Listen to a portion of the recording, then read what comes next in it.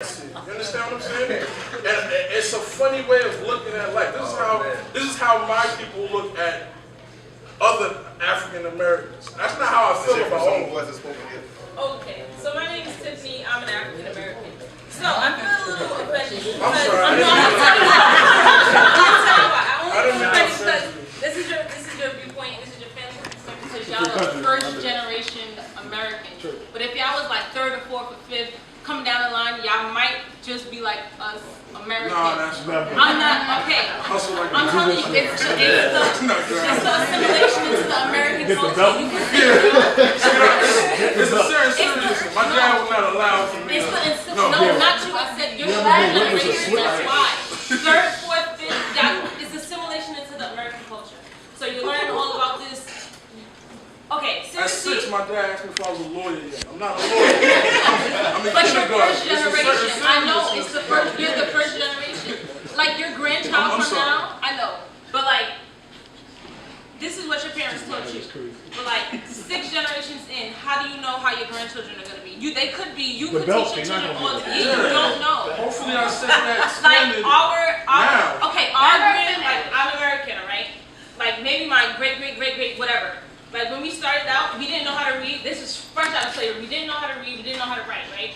So our values were kind of like yours. We have to start from the beginning. So we was proud when we had like doctors and lawyers and shit.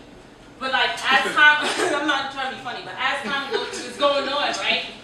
We're getting the social pressures from like the system and like just other things are like blending into it. So you're right, our determination or whatever like died down over the years. So we have like Caribbean first generations and African first generations coming in, and we're like, y'all have a high standard because y'all had to work. I'm not lying, you're right.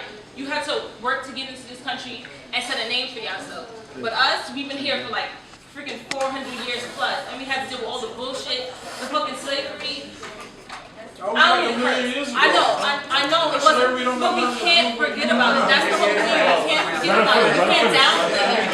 When you can't downplay slavery like it was nothing though. I didn't say it wasn't nothing. Because this is how we're separating ourselves. You're Americans, you're lazy. And we're doing it right now. Yes, we're doing it right now.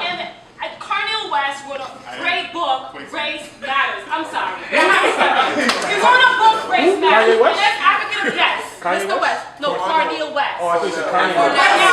I'm thinking. This typical Cornel West. Okay? Mr. West, Professor West. If you know him, read the book, Race Matters. Because he breaks down all these topics we're talking about the economics for black people, all these things. Yes, African American, Caribbean American, we are different by culture, but guess what? I'm West Indian, I'm from St. Vincent, but guess what? When I check off that box, it says black. Those people don't care where I'm from, as long as you hear an accent, they don't care, okay? And at the end of the day, people need to realize when it comes to racism, there's underlying racism no matter what. Race matters. I'm not saying I'm not black, I'm just saying that as you say, you have a great point. Slavery did have an impact on African American people because they have seen the system go on and on, generation after generation, where there's no significant movement. They've seen movement, but nothing large enough so they could be a great impact, so they could see fruits of their labor. And after a while, that gets depressing for any mankind. If you keep working hard and you don't see you work so hard, you're not seeing enough fruit. That's crazy. Imagine how one planting. I'm talking about black people. I'm talking about African American. Her point that the fact that he made the point that Caribbean and African people tend to work hard in America, and her point was the fact that if you're in this country long enough, that you will see that you might end up the same position that they are in, where you don't care as much. And I would say, I've seen it. I've seen Jamaican kids, no offense to anybody who's Jamaican, who act just as bad as American kids who are born here, and they're doing all this crazy stuff, and I'm like, you're gonna get deported. You're crazy. So you don't understand, the system, as soon as we stop dividing ourselves and realize we're all gonna check this little black box, as long as you're not from Maryland, you're gonna click the box that says black. And you're right, when they do look at the last name, they do see different race. Race matters. But at the end of the day, a white man will say, or anyone else will say, you're black. That's all. My name is Will. Sorry, everybody, you know that. So the first thing I want to say is There's 7 billion people in this world. I don't know if y'all know that, but That's it? I don't know if y'all. Billion. 7 billion. Oh, I thought you said Y'all know billion. that. But I'm gonna disagree with what you said only because I want $1, he wants $1, she wants $1. Everybody on this planet wants $1. Everybody wants $1. Everybody wants some money.